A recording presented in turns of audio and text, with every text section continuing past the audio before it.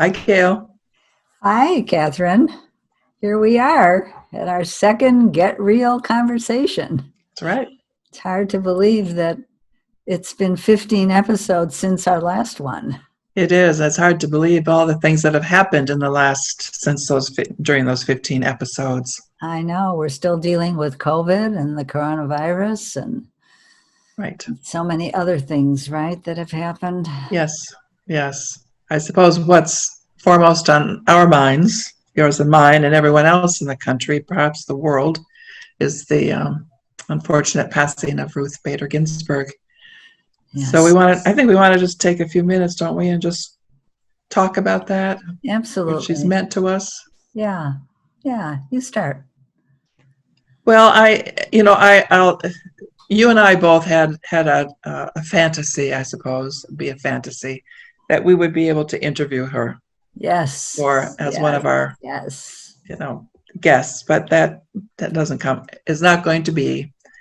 But then I was kind of looking around and realizing that I have read her autobiography. I've read books about her. I've read Sisters in Law, which is about Ruth Bader Ginsburg and Sandra Day O'Connor, and she's just loomed large for me over the last number of years. And so I'm wearing this collar, this pin, which is a collar. I think Kathleen actually gave this to me. Kathleen Taylor, who's one of our guests. Right. And it's the dissent collar. Justice Ruth Bader Ginsburg has a special collar she wears on days when she dissents from decisions from being handed down by the Supreme Court. Justice Ginsburg wore her dissent collar on November 9th, 2016. And then profits go to different areas, including the Center for Reproductive Rights. So I was delighted to find this. I've kept it in a special place. Yeah, I love it. I just love it. That's great.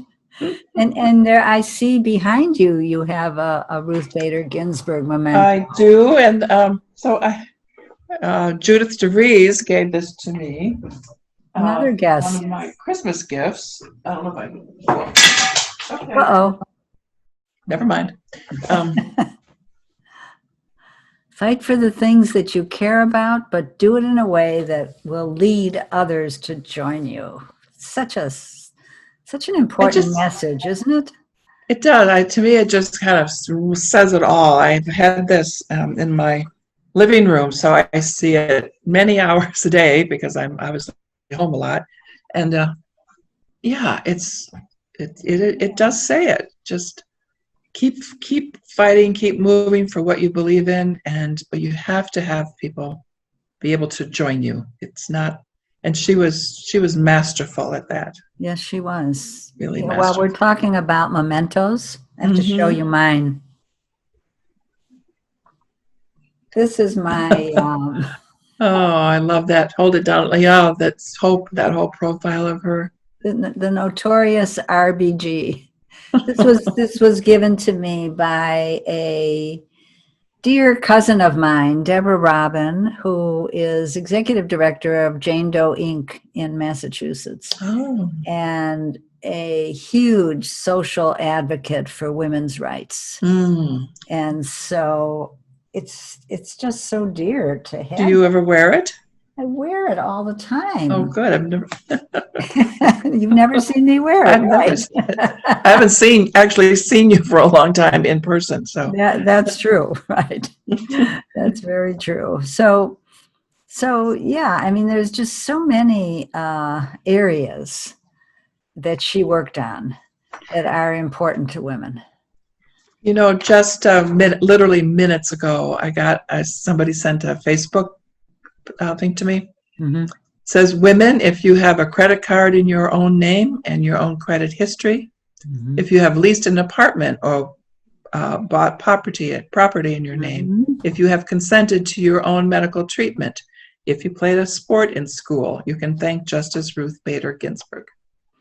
So true. And there's many, many more. Immigration and workers' rights and equality for women in universities and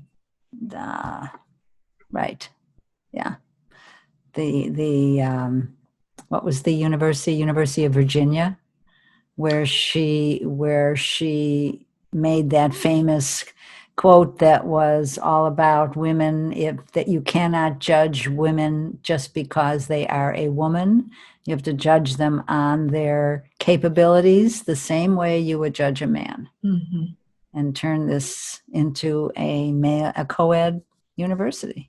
Yeah, right. It was for the Army, military. It's had something to do with the military, I know. Yeah. One thing that's amazing about her is the following that she has, developed over the years, of all ages, men, women, old, young. People just riveted by her. Just, to say that she's inspirational is really an understatement. Exactly. Do you remember, when thinking about the collar that you mentioned? Yeah. Do you remember the Dickies that oh yes, I wore them. Used to wear? Did you wear them? I did. Oh yeah. I did too. It was very important to have just the right kind, right? to stick here. So yeah. Mm-hmm. I always think of that when I saw her with her collars, the Dickies. But one of the things that she really meant to me was her purpose, her solid purpose of who she was and what she wanted to accomplish. And she just had such a clear vision for herself, and that her core values were front and center all the time. And she never deviated from them. They were what they were, and she was going to fight for them. And she was a role model in the way that she was able to. It's just like what you read to us on your memento that you have there. I mean, she was able to lead with her purpose and her vision, but then bring others along with her. It's a gift. Yeah. It was a gift, and she did that in such a quiet, steadfast way, and as inclusive as one can be when you're, championing paths that are not yet very well traveled. But she's able to do that. And the other thing that strikes me about her is the support that she had, especially from her husband. Oh yes. And it's so unusual that in her day and age that she even was able to go to law school. Mm-hmm. And then when she applied for clerk positions, was told, no, women don't hold those positions. You can do the secretarial work. And that, of course, didn't go over well, and that was unacceptable. But her husband was there as her champion, her advocate, her sponsor in so many ways. And I just don't know if she would have been able to move the way she did without that kind of support. It would have taken her longer. Much longer. Much longer. I suspect she would have gotten there because she was that purposeful. Yeah. And but it definitely would have taken her longer. And her husband was just so like you said, unusual in that he was willing to take a back seat to her accomplishments and to getting her where she needed to go, though he was a very accomplished man in his own right. Sure. Right. Yeah. So one of those unusual romantic unions, isn't it? Yeah. When I watched the documentary, the Ruth Bader Ginsburg documentary, yes, I loved the way that they both were portrayed, and the relationship that they had there. Very loving, just supportive and loving, and yes, she has the intelligence, the talent, the passion, the purpose, as you were saying. So she had to do it. She had to chart that course. But very hard for women to be able to have both a personal, familial relationship and a hard-driven career like she had. Right. Highly unusual. Yeah, we just, as you know, we just interviewed someone today for the regular podcast, and she was talking about wanting a life, not just a career, and how supportive her husband was of her agenda. But she talked about patience and saying, I have the support where we work as a partnership.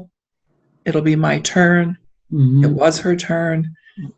And so I don't know that Ruth had a lot of patience, but she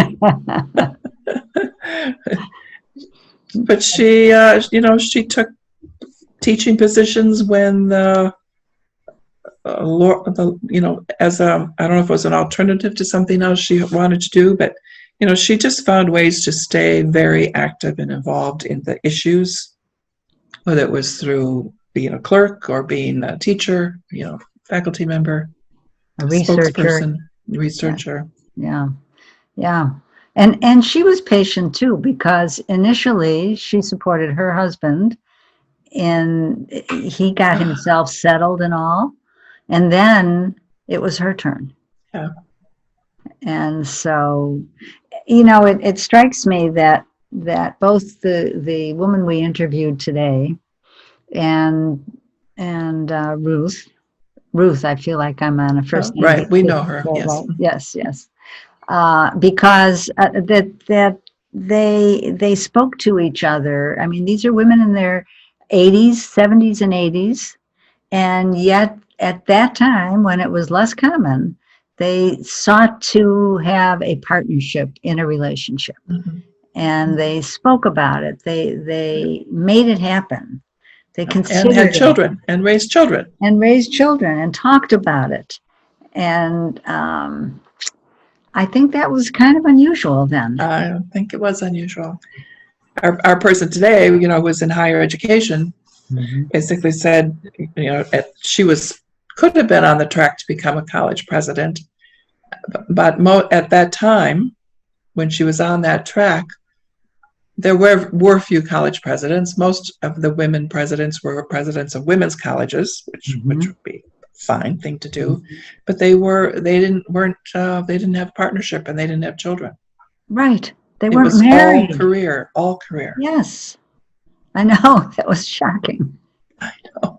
Well, even when I was starting out in higher ed, and I thought that I really thought I would be on the track to I didn't want to be president, but to be an academic vice president. I thought I could really help shape an institution and help it be more innovative and experimenting and serve people who are marginalized. And then I looked around to see who are the women leaders, and some had families, but many did not.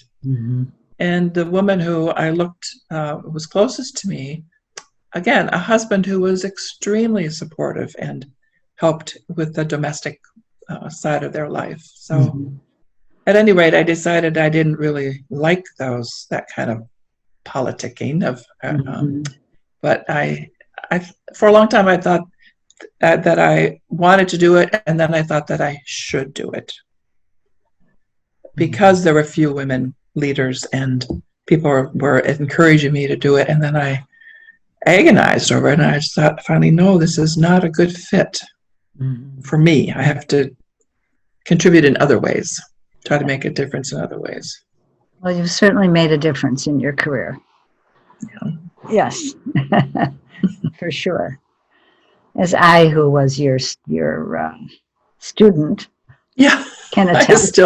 That's so funny, because to say, I was Gail's mentor in her graduate program, when you had far more experience than I did, and I'm older than you, done all these creative things. Yeah. I got to follow you. Yeah, well, we're lucky. Very lucky. One of the things for which I'm grateful, that's for sure. Yes. As I am too. Anything else stand out for you about Ruth, or I'll never be a Ruth Bader Ginsburg, but what about some of her qualities? Well, I think she you teaches connect with? us all a lesson. She certainly teaches me a lesson, and that is to be true to your own desires and to not get swayed. Yeah. In my earlier years, I was definitely swayed too easily by others in my life, and I've thought about that a lot, especially in the last 10, 15 years, and grateful to my second husband who supported me and was just a great helpmate and believed in my career and everything that I was doing. But as a youngster, I did not have the same drive and purpose that so many of the guests we've interviewed have had. And not just Ruth. We interviewed somebody else today who came from a small farm in Minnesota, and she just found her way into traveling around the world and getting out there and doing the things that she wanted. We don't want to give away too much of these episodes. No, we're not naming names. So no names. I really connected with her because we grew up in the kind of in the same vicinity, and in the west central part of Minnesota, farm kids, and it was. She said she broke the script. I would say there was a script, but it wasn't a very appealing script. So, I bet. But I don't think I never had a path or much of a purpose early on. Most of what I did to break out of the script was just going against the grain. Mm-hmm. I wasn't really clear on why. I just thought I knew I needed to. But it wasn't like I was really going towards something with great purpose. Yeah. Until I was out of college, probably. Something else we're similar about. I was kind of a rebel and a tomboy for sure, a bit of a rebel, and and lived life kind of on the edge for lots and lots of years, but never really knew why I was doing that. Yeah. Or to what end I felt like I needed to do that. Yeah. And anyway, she was just amazing, and it's a shame we've lost her, and the whole world is mourning her. Yes. As we speak. And I just want us all of us to take the time to honor her, mourn her, and it's just appalling to me how within minutes the whole conversation shifted to who's going to fill her seat, and yes, all of that's going to happen, but I just want to hold on to who she was and what she's offered. Right. Yeah, there have been. It's been noted that she passed away on Rosh Hashanah, the start of the Jewish New Year. Yeah. And someone who passes away on Rosh Hashanah is considered to be of the righteous. Oh, that's what that is. Yeah, of the righteous. And so she'll always be remembered that way. Well timed, Ruth. Well timed.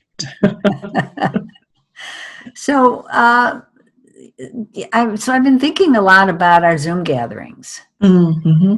And the fabulous women that we've interviewed now, what's getting close to our 70th episode. Getting close. Mm-hmm. Right. Well, we're going to be episode 75. We are episode 75. Oh, okay. And so, so we're that's where we are in the 70s now. And we've been talking a lot with these women about the positives they found in this period of pretty much isolation. Yeah. Our last Zoom gathering was certainly full of discussion like that. But one of the things that I remember is that women who have been so active and so busy and running like we do all the time have found some solace in the peace that of being alone with themselves more. It's like this pandemic has given them permission to slow down, to be more reflective. Yeah. More. How about you? It's certainly given me permission. Well, I've I don't know. I think one of the revelations that's coming to me now is because I retired from my full-time work over a year ago now. Mm-hmm. And are you retired? Yeah, we'll put quotes around that retirement thing. The pandemic has kept me home, so I haven't been going out what I had imagined I would be doing, which is more leisure time with friends and going, taking advantage of the culture of the city, which I didn't as much as I wanted to when I was working so much. So the pandemic has really slowed that down, almost cut that out altogether. And so I'm home more and I've taken on more projects. So I'm actually as busy as I've ever been. I'm just not physically running around. I am starting to feel that I have said yes to too many good things.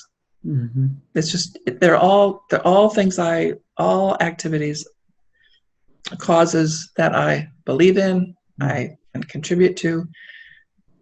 I've just put too many on my plate. So I noticed I've started to feel some of what I did when I was working full time, which is a little too fragmented, a little too feeling frenzied because there are these deadlines, and I thought I wouldn't have to deal with deadlines when I retired, and so I'm taking stock of that now. I'm going to finish up some projects in October, and then say I've got like 3 major commitments. You have to ban our work being one, of course. You have to ban the word yes from your vocabulary. Yeah. Should I follow your lead, or how are we doing with that? Well, I've gotten better. I have gotten better. I have, I've always been an entrepreneur my entire life. And so, yes, I used to go to an office. Yes, I used to have employees. Yes, I had deadlines and all. But I've been retired now. I have been out of that side of my work now for 21 years. Wow. And so for 21 years, I've been a business coach. And there's a lot of yeses I've said to things that I really should not have gotten involved with, that just made life too frenzied. And I want to say that maybe in the last 5 years, maybe 3 years. 6 months? Yeah, maybe 6 months. When did the pandemic start? About 6 months, 7 months ago, right. I have been working harder at thinking about what I'm saying yes to. And getting out of what I say yes to that wasn't the right answer. Yeah. I will take some lessons for you. Can coach me. Yes, I'll coach you. Well, I think part of what happened was I get really excited about learning new things, about something I care about, and then it's a new learning opportunity. So that is very seductive. And I like working with people, small numbers, like one person or 3 people would be the most. So then those relationships form, and then I get committed to the relationship as much as I do to the cause. That's right. So it's a little difficult to for me to pull out or pull back.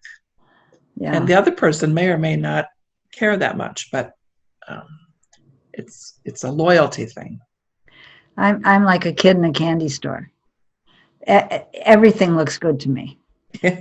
I always want to be a part of everything, and I like to get in there and start leading and making more out of whatever it is. Yeah. And that's a hard habit to break. Yes. Yeah. But I know we've been talking about that when we went on a retreat. Did we went to Indiana? Yes. How long ago was that? Feels like years. Years ago. And that was a big topic of conversation for both of us. Yes. And how do we make room for our work here with the podcast and the new developments that we're so excited about? And yeah, so part of it is for me is just it's been the good things have been growing.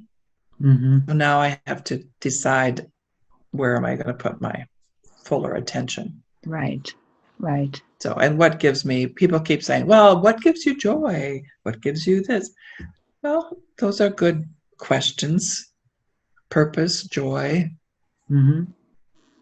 learning new things, like how to do a podcast. Well, even with the podcast, we have made so much more out of it than, maybe others have made, because we have so many moving parts now, right? With our Zoom gatherings and our podcast discussion club, which is so rewarding. Oh, I love that. Yeah, I like that one too. And creating a playlist and all the things that we've been doing to make it better for our listeners, so that we are building a community. Right. So I think both of us, I like being part of a movement.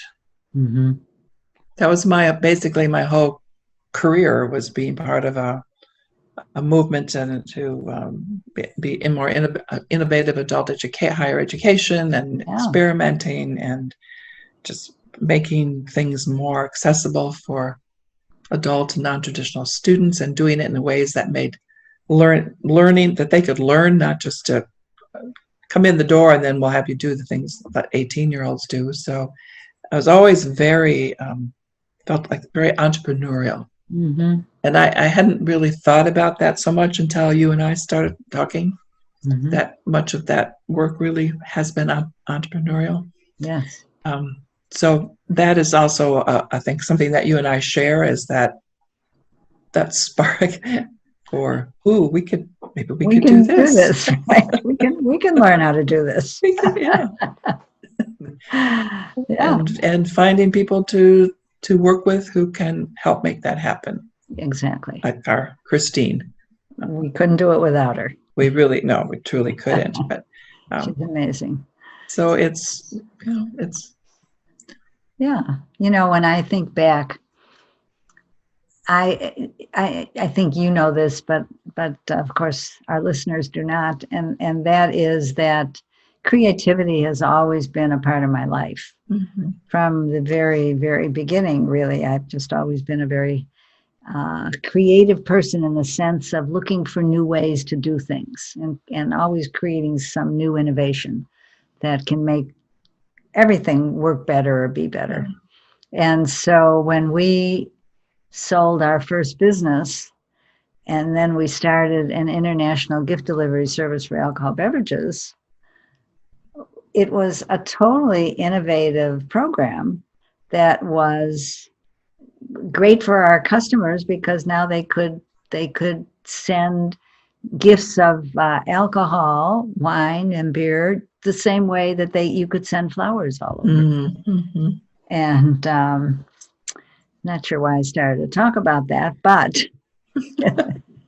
you were talking about being entrepreneurial. Yeah, the entrepreneur, right. Yeah, innovative and all. And so, and the same with our podcast, right? I mean, it's well, we've moved so many things online in these 6 months. That's number one. Right. I mean, when we Right. started out, we were interviewing people. Well, we were using Zoom from the beginning to interview people. We did, but you and I were often in that little studio at DePaul, Right, the we were 15th floor, there. huddled around that table. You were And that- always too cold. Always, it was freezing in there. I was. It never occurred to us not to do it together, in the room Right. together. Right. But then we realized when we couldn't do that we can continue doing this. Yes. And Yes. we could be on Zoom, and so so just learning Zoom and yeah, it's been quite a road, yeah. You were talking a little bit about relationships and loyalties and building partnerships and all of that, and I think you also mentioned that that's what we're doing here with the podcast. We're building relationships in a community, but isn't it true that relationships are what makes the world go round? I think so. Isn't it? It is. Absolutely it is. It is. It's the people you meet. Yeah. I'm just thinking about none of what I've done in my life could have been done without relationships. No, true. The proper relationships. True. Yeah. Meeting the right people, people wanting to help. Yeah. I think that's one of the aspects that kept me at the School for New Learning for 36 years. I liked being part of that larger movement. I liked teaching. It was the relationships with our students, people like you, just people who are so incredibly interesting and thank you. Driven, purposeful, made things happen in their lives, and then just didn't have that credential, and then most of them pretty hungry to learn and accomplish even more. So it was, I've made some really good friends through that, either colleagues and former students, and seeing parts of Chicago that I never would have known about before, and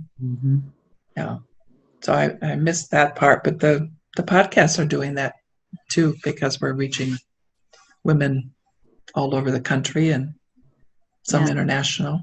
Yes, right. The Zoom gatherings really are a place for these women from all over the world to come together and talk with each other. And and a lot of them say that they're hungry for this kind of connection, right. this level of sharing, which I think is unique among many groups that are, that have formed online. Yeah, I'm part of several groups of women through various channels. I do think that the conversations that we have on the Zoom gatherings, for example, are deep. I don't know if they're deep. They're deep. Women they're so thoughtful. They had such a wide range of experience. They come from different parts of the country, so they can bring those different perspectives. I think it's kind of amazing to me how revealing one can be with this kind of distance. Yes. This physical distance. Yes. Right.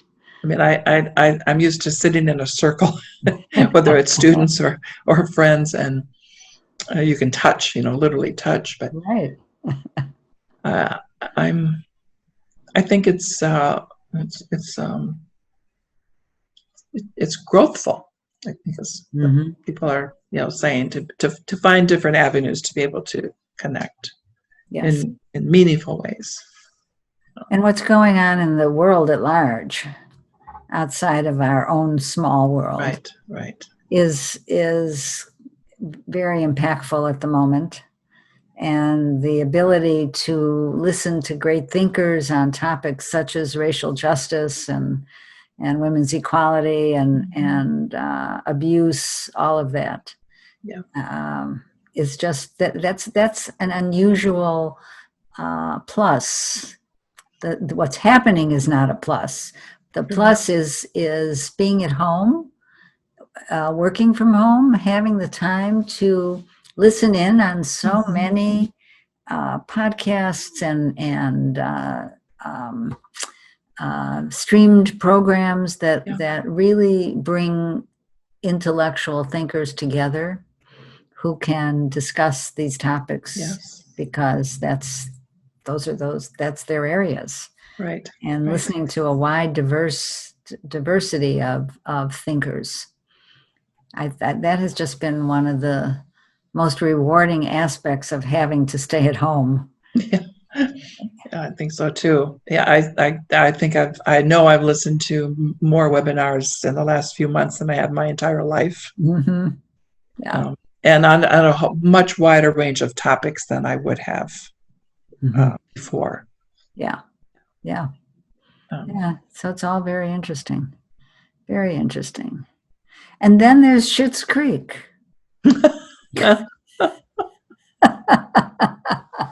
Okay. I will add it to my list of programs to watch. You need to. You really need to.